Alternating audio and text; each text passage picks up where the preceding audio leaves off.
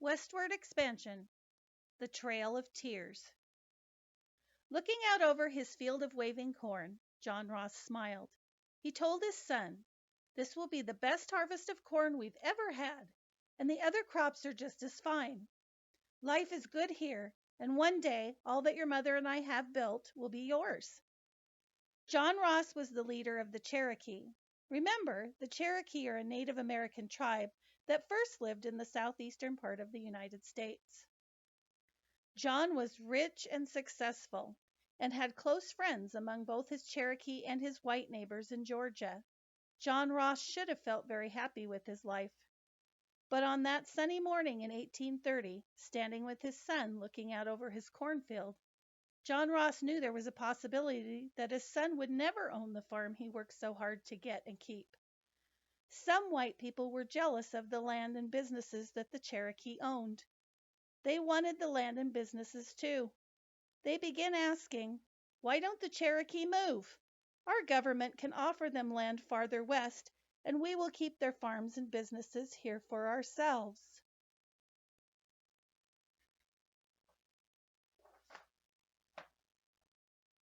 Many of the Cherokee were worried. They did not want to leave their homes, and they were afraid that the U.S. government might force them to leave. John Ross begged the U.S. government not to move the Cherokee from their homes to a new place. He tried many different ways to talk to them and pleaded with them not to relocate the Cherokee, but the government didn't listen.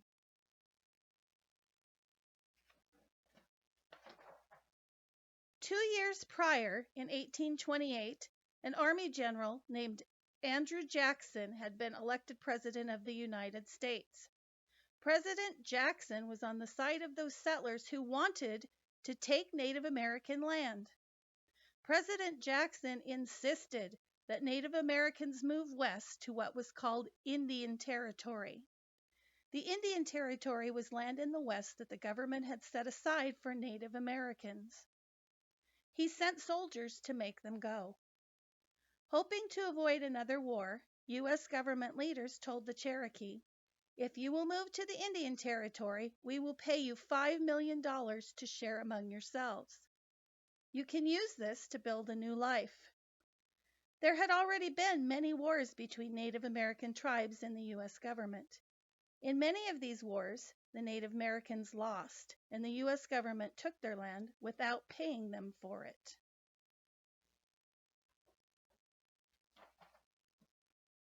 The U.S. government had promised to supply the Cherokee with wagons, oxen, horses, and food for the long journey, but there were not enough supplies for all of them. John Ross helped organize the Cherokee to face the problems of a long, difficult journey with the lack of supplies. "We will divide into smaller groups and make sure there's a doctor for each group. We do not have enough food to feed everyone, so we will have to hunt and fish on the way. There are not enough wagons to carry all the children, the old, or the sick. Many of us must walk and carry what we can on our backs." When the Cherokee set out, there were so many people that the line stretched for 3 miles.